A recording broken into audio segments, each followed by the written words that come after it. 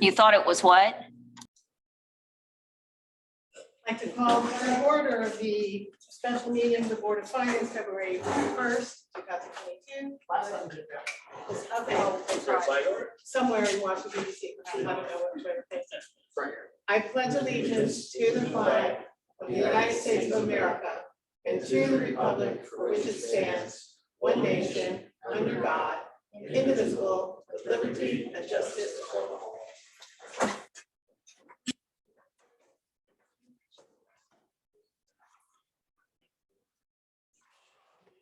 Okay, correspondence, I do not believe we have any other than what is provided in the packet.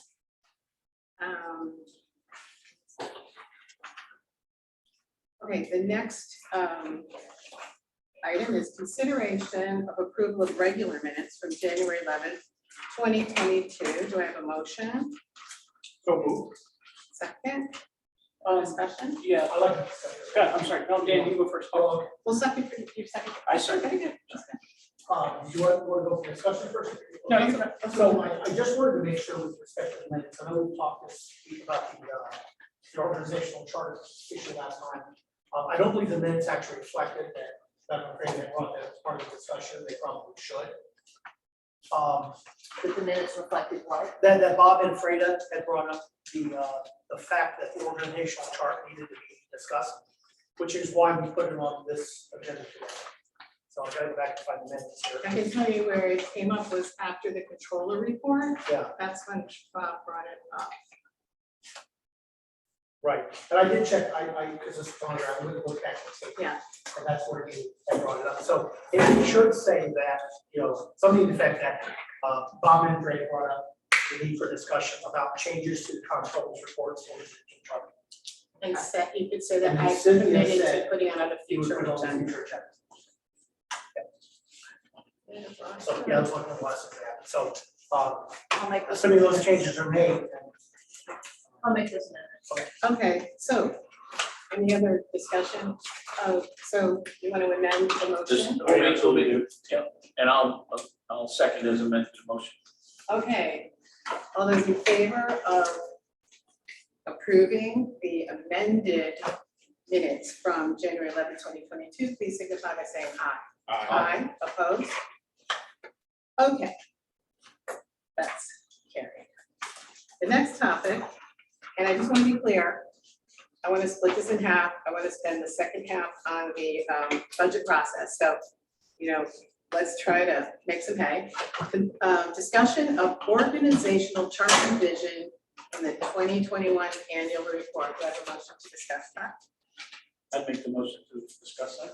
Yeah. We need a motion. No, I'm doing this. I'm doing it. Okay. You're playing this. Yeah, just testing. Okay, so, discuss. Well, I mean, Got a lot of paper. yeah, I mean, there's been a lot talked about. I know Matt jumped into a lot of it and Marty wrote a response. And again, I think this organizational chart came out of the charter. So the charter clearly says that both the selectmen and the first selectman, the selectmen and the Board of Finance have equal duties in certain things. So I would think if the change should not have happened, if the change was to happen, I think it would need to be a charter revision question and have the voters of Bethel make the change. That's my opinion. I want to let them, because it's on our agenda, I just want to make sure everyone gets a chance I to. do need to make a correction though. Oh. It's official. I would ask Marty to comment on your description of equal duty because his memo does not say that. I don't mean equal duties, I'm sorry. Okay. It takes two different boards to make something happen with that control. Correct. Hiring and firing, that's what I meant by, I'm sorry, not equal. I just want to say that in the job description for the controller itself, it mentions the Board of Selectmen and the Board of Finance together. Submitting monthly is submitting monthly, and it's set under supervision received. It says receives general direction from the first selectman and policy direction from the Board of Finance. So at the very least, there should be 2 lines. At the very least, that's just my opinion. Anybody else? So, I would make brought up last week, so there's a couple parts that I want to think about here. Number one is the actual organizational chart in the front of that report has nothing to do with the actual charter in the sense that it gives no legal weight to the charter. The charter is the charter. But what happens is, if it's incorrect or if it implies that there's a relationship that's different, that ambiguity is kind of an issue. And I think that's where what brought this all up. One of the things on the written opinion from the town attorney that I really do have to take a little issue with, and we'll talk about this later, because we don't want to go crazy, but while the board of selectmen does have the authority to do the hiring, it's not solely, because it's very clear that that recommendation comes from board of finance. And if the board of selectmen solely have total authority over the comptroller, then it wouldn't require the board of finance to approve dismissal. Right, so I think that we got an email from Matt on this, that he did a great job looking back at the intent when we did this, and I commend him for that. I think it's gonna be worth more discussion down the line when we're talking about hiring a controller, all that sort of stuff. I think it's gonna require a lot more discussion. Regarding the actual chart, I think either get it right or get rid of it in the future. Right, either leave it in there and fix it with dotted lines or however you want to do it, all the other ones, or we get rid of the thing. The reason I think that it shouldn't be gotten rid of is because it shows very clearly the electors at the top of the chart. And that I think is important for anyone who requests, any taxpayer who requests the annual report. It just reinforces that they have a voice in the process. And the other thing I wanted to point out is something that Dan pointed out to me, that in the Connecticut General Statute 7-406 for town reports, it says the Board of Finance or other corresponding board, which we just have the Board of Finance, in each town, or if there is no such board, the selectmen, shall annually prepare and have published a town report. That implies to me that it would be our choice as a board to change what's contained in that report. Anyone? I started this morning, so I don't know. If it was intended to me, it wasn't a typo, it wasn't a mistake to me, it was a change in something that's fun. It is as a financial matter, it is an absolute best practice that the chief financial officer of an organization reports to both the CEO and some form of board finance. Often it's a subcommittee of, and that is for financial prudence reasons. It is a best practice, and I am convinced that that's completely consistent with what the practice has been over many, many years. Spoken to many former board of finance members, they all agree with that. I think it's completely consistent with the charter. It's completely consistent with the town's job description that we used to hire our current comptroller and his predecessor. So I'll stop talking to say, I believe the town is best served, the people of Bethel are best served by keeping it the way it has been. And that the comptroller reports to both the first select, at least the first selectman and the board. Right. And I just want to put one more thing out there, that the thing is, it almost is the whole identity of the Board of Finance to be involved in that, and taking that line away, and it just makes that disappear. And just one more thing, for such a small thing, as it was presented by Mr. Knickerbocker, a small thing, it's turned into a big thing, and there's a lot of paper involved in this big thing, and that was a small thing. So, I want to point that out. If it's that not big of a deal, let's change it up. I would like this board to acknowledge the material that I prepared, especially the historical material, because to Bob's point, if you believe and others believe that the reporting relationship should be different, then we need to take it to a charter commission. Why don't you stay the same? You change it, you go to a charter. I absolutely disagree with that He because, disagreed. because, He disagreed, but that's what. may I have the floor, please? We should discuss it. May I have the floor, We're please? discussing. Let- I wanted to say, I wanted to explain. All right, the chart was out of date for 37 years. The chart referred to a charter that exists, it was changed in 1984. And it does not require a charter change to update a chart, which is for informational purposes only. That has been affirmed by the town attorney. Now, I want to make something very clear, because this has been characterized as my doing. It was not. It was not. It was, Mr. Cortondale. This was changed by the comptroller the day that we got these charts. I didn't even know it had been changed.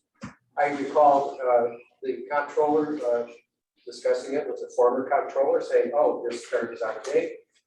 It was his prerogative, and it is within his purview to do that, because it's part of the introduction.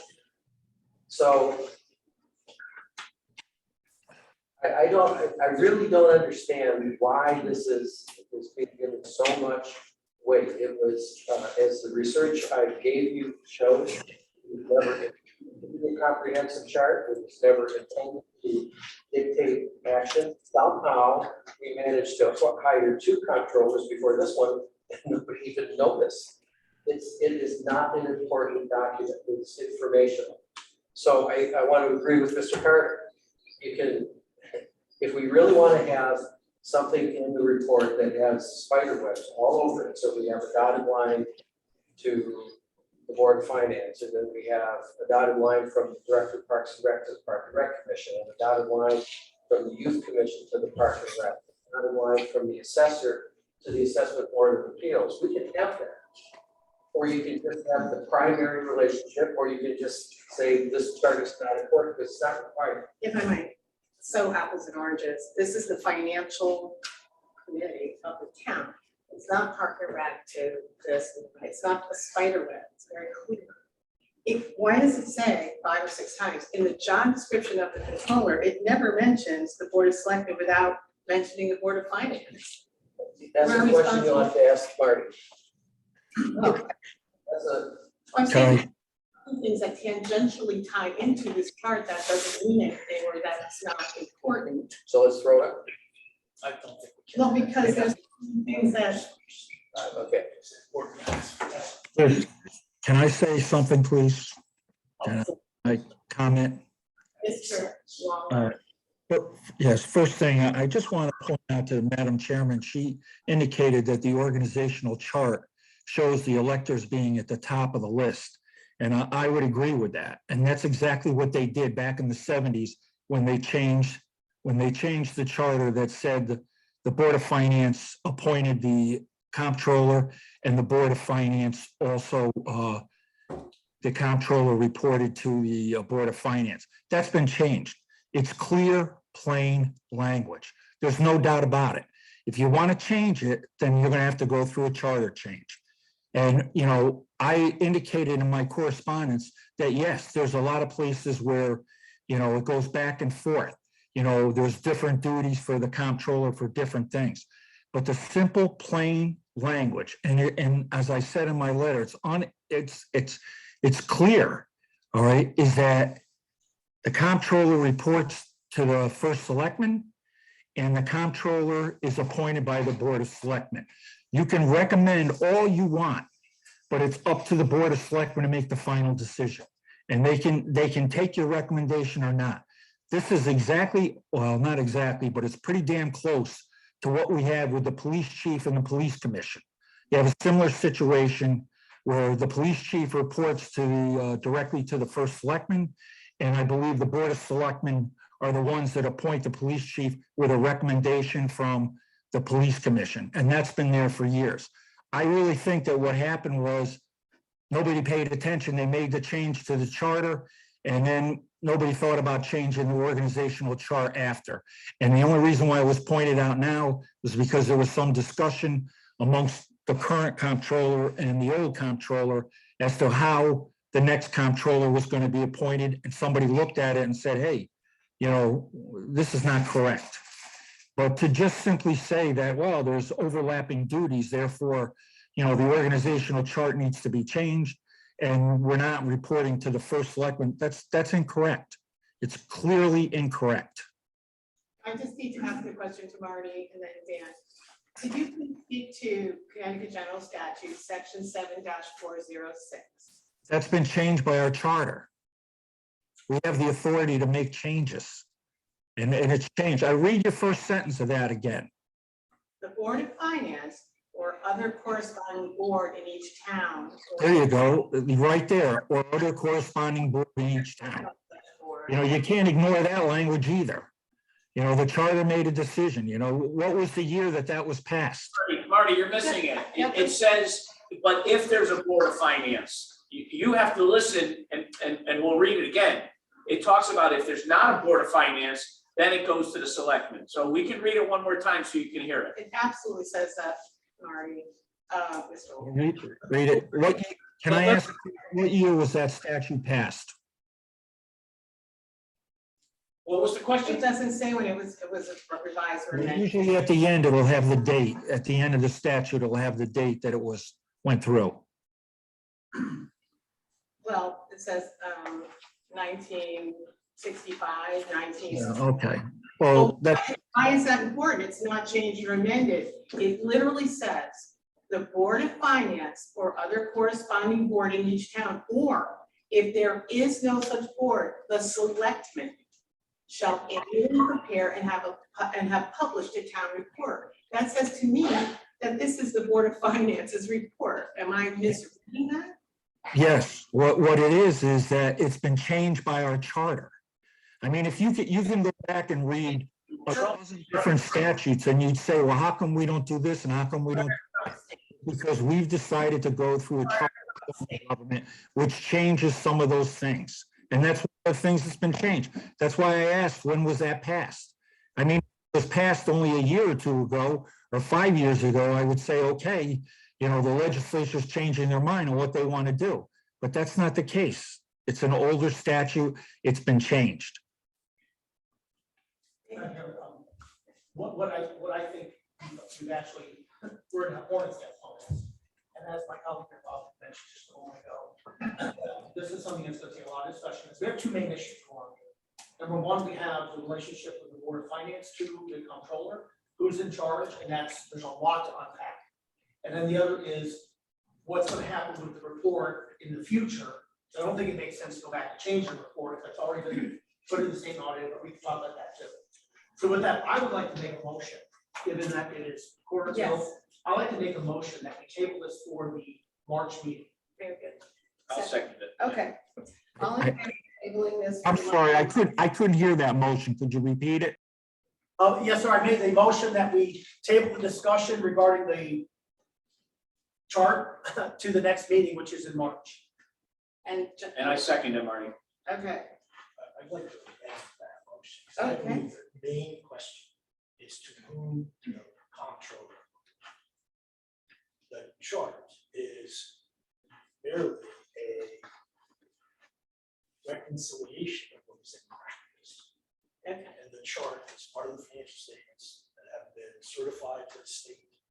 Where the attestation is required by internal control as to. I suspect everything will be on that. so do you want to state the amended motion? So Madam Chairman, I accept this amendment, Okay, and we should amend the motion to include the discussion of the organizational chart revision and the relationship with who the comptroller actually reports to on board. And I'll actually second. okay. All in favor of the amended motion signify by saying aye. Aye. Opposed. Okay, let's move on.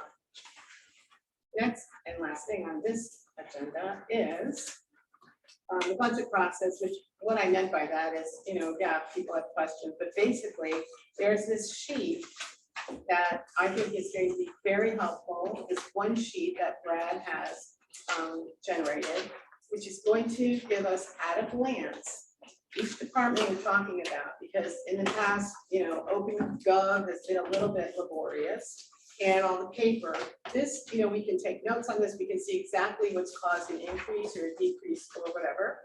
And we can, ask questions based on this, and if we want to do further while we're here, that's great.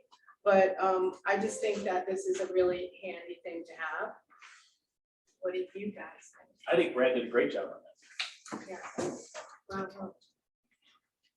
Okay, did you remember how it's been? Do you, well, I think for the new members, I mean, you guys have questions how this is gonna happen. Each department head goes through this, and there's gonna be time to ask questions, but there's time in the process to be asking questions also. So if you think of something tonight when you're sleeping,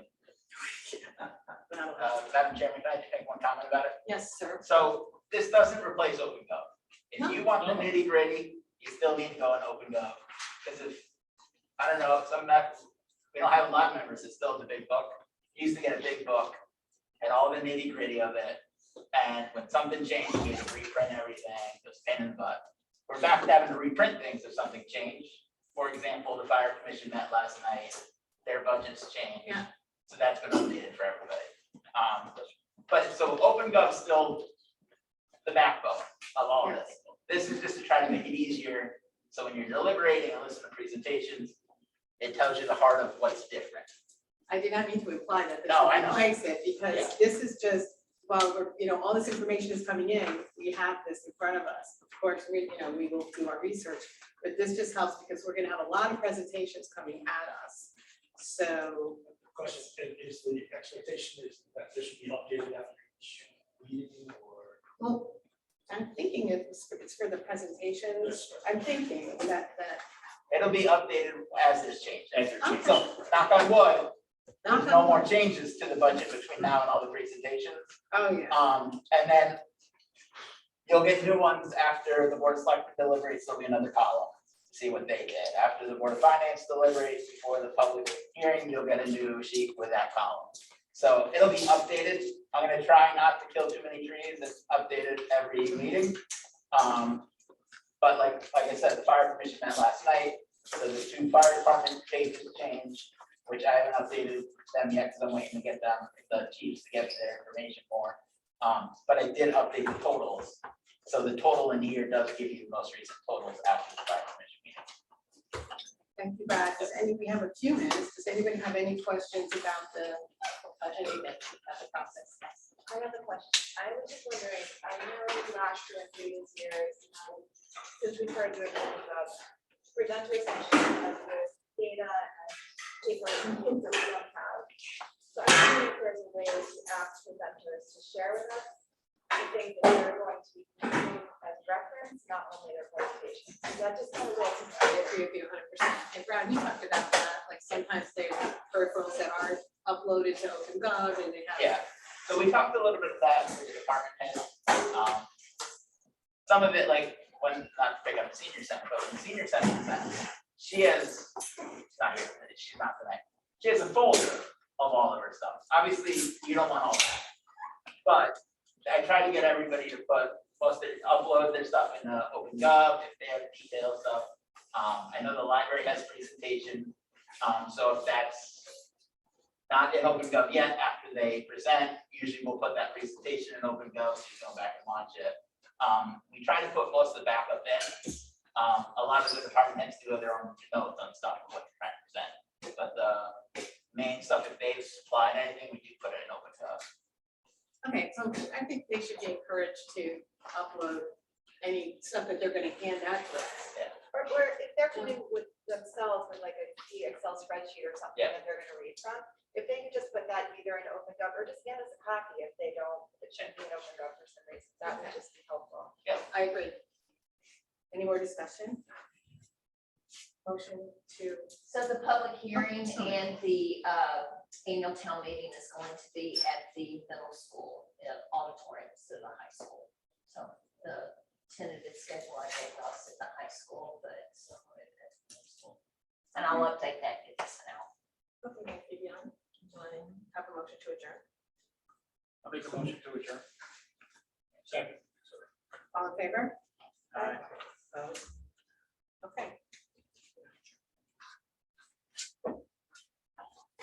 What was the date on that again? For the referendum?